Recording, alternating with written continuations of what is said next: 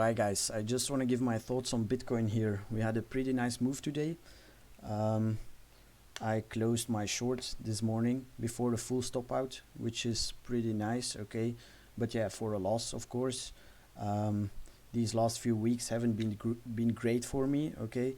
My game plans haven't really played out, but we're still in profit, alright? So I'm currently at around 3R for the month of April, which is still decent in my opinion. Okay, we have 1 week left to finish off this month, so I think we'll be good. Okay, I'm not aiming for like 20-30 R a month. Okay, in my opinion, around 5 to 10 R consistently every month is more than enough. Okay, you don't need anything else. If you make that consistently on an account and you grow it exponentially, that's all you need in my opinion. Okay, so yeah, let's take a look at the charts. As a lot of you probably know, I was long here, alright, so I basically longed the top. But yeah, what I was seeing here was pretty much a break above the yearly open with clean liquidity to the upside and the daily level slash supply zone above. Okay, so what I was looking for right here was pretty much the move we got today. All right, but it didn't happen here. Okay, we broke down, retested this 4-hour range high, then broke below it. All right, then we had a pretty clear range right here, this one. Okay, so the first low after the break back within this range, then the first high before the retrace, or the first high after the bounce. Okay, so range high, range low, and then we made another low, didn't sweep this one, which means extra liquidity to the downside, and then swept the highs. Okay, so a beautiful short setup in my opinion. So I did short around here with a wide stop around 7.2k and a target all the way down at the 5Ks. Okay, so yeah, that was a really nice setup in my opinion. I would take it again. It didn't play out.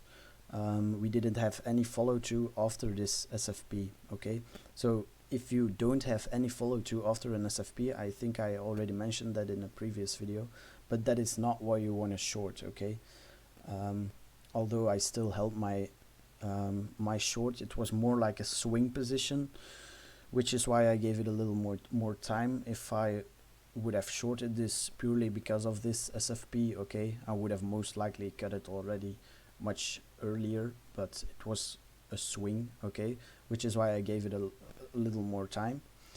So what did we see today?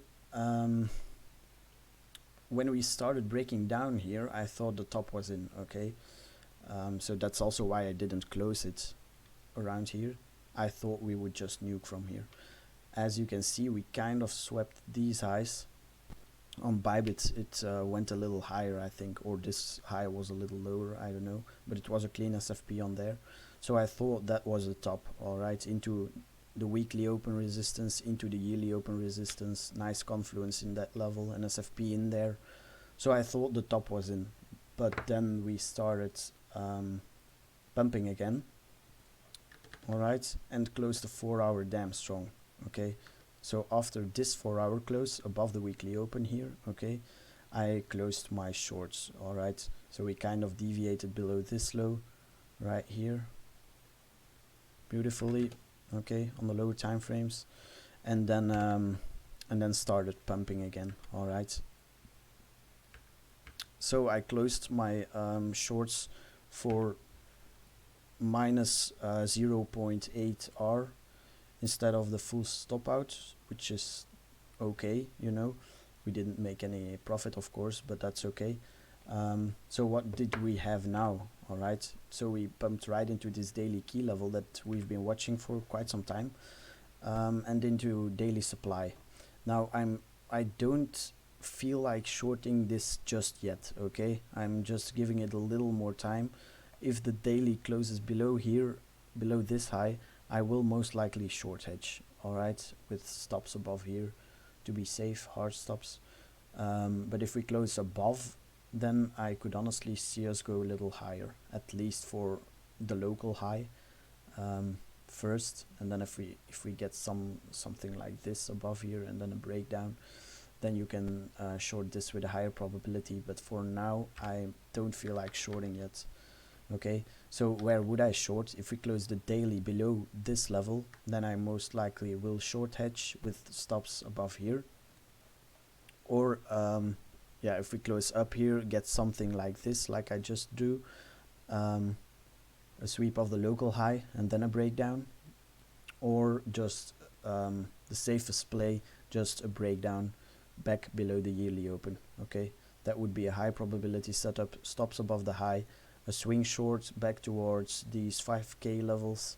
Okay, so I definitely wouldn't be longing here. Okay, we just stopped out pretty much all of the longs, all of the shorts that were taken around these levels. Okay, they all got stopped out here, right into a daily key level.